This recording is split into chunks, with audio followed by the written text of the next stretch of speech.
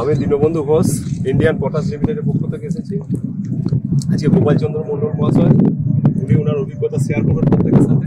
উনি আজ বিগত কয়েক বছর যাবৎ আইপিএলের 16 কাজ করছেন। তো আমরা আজকে শাহপুর গ্রামের তারকেশ্বর ব্লক হুগলি ডিস্ট্রিক্টের গোপালবাবুর কাছ থেকে শুনে নেবো তার অভিজ্ঞতা এবং উনি সবাইকে শেয়ার করবেন তার বক্তব্য। আমি গোপালচন্দ্র মণ্ডল, চাঁদুর নিবাসী, সন্তোষপুর গ্রাম পঞ্চায়েতের অধীন তারকেশ্বর ব্লকের একজন কৃষিজীবী বাসিন্দা।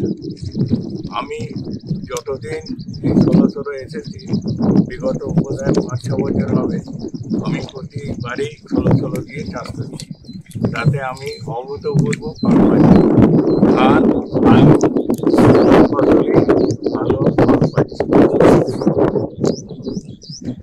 আর অন্যান্য চাষি ভাইদেরও বলবো তারা যেন এই 16 দিয়ে আলু এবং ধান চাষ করে।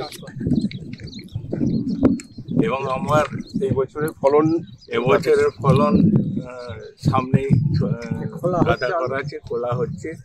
হ্যাঁ, অভূতপূর্ব রেজাল্ট পাওয়া যাচ্ছে এই 16 থেকে। এই জন্য আজকে ফলনের একটু এটা দেখে নেবো। তো আসো,